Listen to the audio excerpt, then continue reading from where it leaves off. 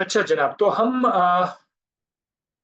हमने देखा कि डाल्टन्स लॉ पार्शियल प्रेशर का एक एप्लीकेशन के डीप सी डाइवर्स जो है वो अपने साथ ऑक्सीजन गैस जब ले जाते हैं तो ऑक्सीजन गैस के साथ वो नाइट्रोजन भी ले, क्योंकि जब आप सांस लेते हैं तो सांस के अंदर वैसे भी नाइट्रोजन है। नाइट्रोजन का प्रेशर परसेंटेज ज्यादा है, 78% नाइट्रोजन है, 20% ऑक्सीजन है।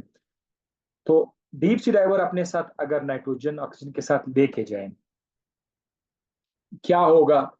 और हम क्यों नाइट्रोजन के बजाय हीलियम इस्तेमाल करते हैं, इसकी वजह आज मैं बताता हूँ। अगर आप नाइट्रोजन गैस इस्तेमाल करते हैं, suppose if we use nitrogen gas oxygen के साथ मिक्स करके कंप्रेस्ड हालत में, कंप्रेस तो करना पड़ेगा क्योंकि इतने हाई डेप्थ में आपके लंग्स को ऑक्सीजन तभी मिलेगा, प्रॉपर एयर तभी मिलेगा जब वो कंप्रेस्ड हो। ठीक है। सो वंस अगेन वही इसी तरह का डायग्राम अगर हम ड्रॉ कर दे कि this is sea, sea level है, और यहां पर जैसे ही वो डाइव करना शुरू कर लेते हैं तो प्रेशर पी यहाँ पर थोड़ा ज्यादा, यहाँ पर और ज्यादा हो जाएगा। जैसे जैसे वो डीप आएगा, यहाँ पर इस शख्स के जिस्म पर प्रेशर काफी ज्यादा होगा। चले ये यहाँ पर नाइट्रोजन ऑक्सीजन ले रहा है, ऑक्सीजन उसने कम ले लिया है सपोज करते हैं, पर जब वापसी पे जाएगा तो प्रॉब्लम क्या होगा उसको? वापसी पर जब ये वापस आ रहा होगा तो इस दौरान, वापसी पर जाने से पहले, इस शख्स के खून की नाली को जरा देखें। मैं थोड़ा सा खून के लिए बड़ा करके लिख लेता हूँ। इस शख्स के अगर आप ब्लड वेसल देखें ना, खून की नाली, ब्लड, बंदा सांस ले रहा है, नाइट्रोजन उसके अंदर शामिल है। ये जो नाइट्रोजन गैस है लंग्स के अंदर, ये सॉल्युबल हो जाता है हाई प्रेशर पे। प्रेशर जब बढ़ जाता है ज्यादा प्रेशर पे, ये नाइट्रोजन गैस सॉल्युबल हो जाता है ब्लड के अंदर। सो ये आपके ब्लड के अंदर नाइट्रोजन गैस आ जाएगा। यहाँ पर आपके ब्लड के अंदर नाइट्रोजन गैस सॉल्युबल है, जिसमें पड़ा हुआ है। ठीक है, तो ठीक है, मुंह घूम रहा है, इधर उधर जा रहा है, यहाँ इशू नहीं है, नाइट्रोजन अंदर सॉल्युबल है, ठीक है।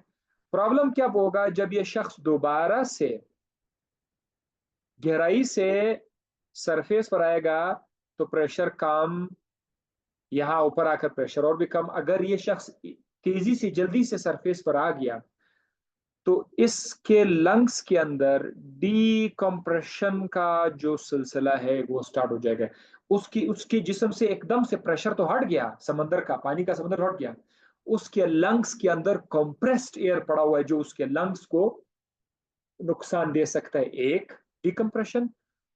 और दूसरा ये हो सकता है कि ये जो, अब मैं खून की नाली को थोड़ा सा ऊपर लिख लेता हूँ, यहाँ पर आके ऊपर लिख लेता हूँ। ये जो उसके ब्लड वेसल है, इसके अंदर वो नाइट्रोजन गैस जो गहराई में गैस की शक्ल सोलुबल हुआ था, सोलुबलाइज था, यहां पर आकर चूंकि अब वो प्रेशर नहीं है, हाई प्रेशर नहीं है, तो उसकी सोलुबिलिटी वापस कम हो जाएगी, तो ये बबल्स बनाएंगे। बबल्स, ये देखिए इस तरह से बबल्स,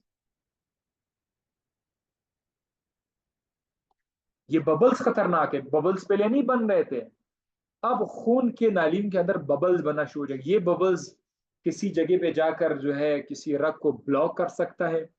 अगर ये किसी रग को ब्लॉक करेगा तो हो सकता है वहां से मोस्टली एक प्रॉब्लम हो सकता है जिसका नाम है बैंड। इसको डीडीबी कहा जाता है, डीकम्प्रेशन डिजीज। इसको डाइवर्स डिजीज भी कहा जाता है, diverse, deep sea diverse, diverse disease. यानी एक ऐसा मसला है जो सिर्फ उन लोगों के साथ होता है जो समुद्र में गोता लगाते हैं, डीप जाते हैं, डीप सी डाइवर्स, वहां पर जाते हैं। तो इस बीमारी का नाम रखा गया बैंड।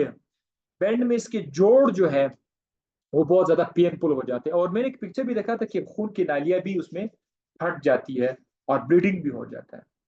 तो this problem can be caused with nitrogen. Nitrogen के साथ अगर आप वापसी पर आओगे ना, खतरनाक बात वापसी पर है।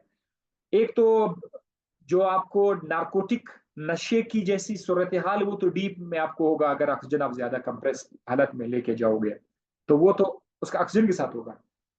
लेकिन नाइट्रोजन के साथ वापसी में क्या हो सकता है कि आपका ऑक्सीजन लो प्रेशर पर वापस गैस की शक्ल में कर बबल बनाएगा।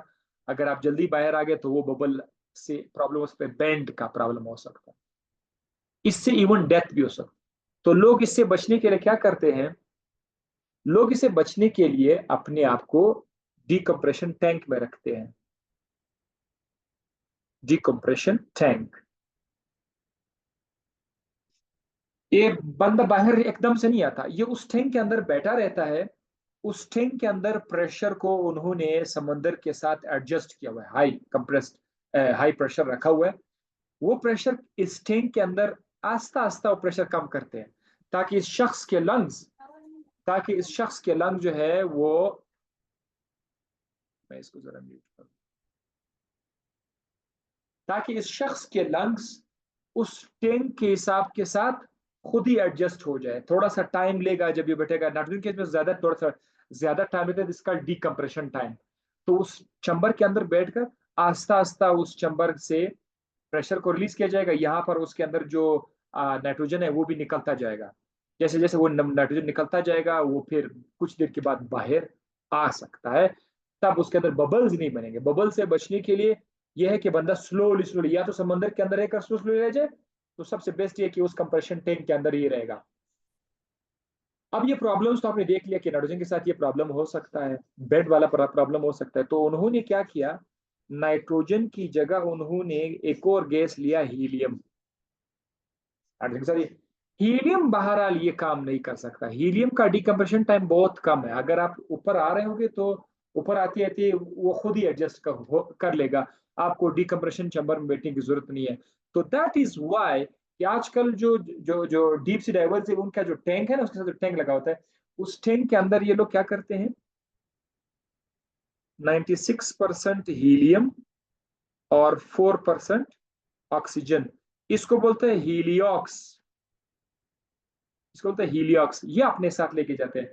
ये परसेंटेज भी उन्होंने एडजस्ट किया हुआ है, ऑक्सीजन और का परसेंटेज एडजस्ट किया हुआ है, ताकि समुद्र में जाकर उसको प्रॉपर पार्शियल प्रेशर मिल जाए। सो एनी हाउ, परसेंटेज पे इतना ध्यान नहीं है जितना कि ये इस चीज पे ध्यान है कि नाइट्रोजन की जगह हमने हीलियम गैस को क्यों लाया। उसकी रीजन ये है कि ये नाइट्रोजन की तरह बिहेव नहीं करता, कि डेप्थ पे जाकर, हाई प्रेशर पे जाकर ये सोलबल होकर के वापसी पर आकर इसके बबल्स बने और ये बैंड वाली बीमारी कॉज कर सके। सो दैट इज वाई इसकी जगह हम हीलियम यूज करते हैं। So this was the end of the application of Dalton's law of partial pressure. See you in the next lecture.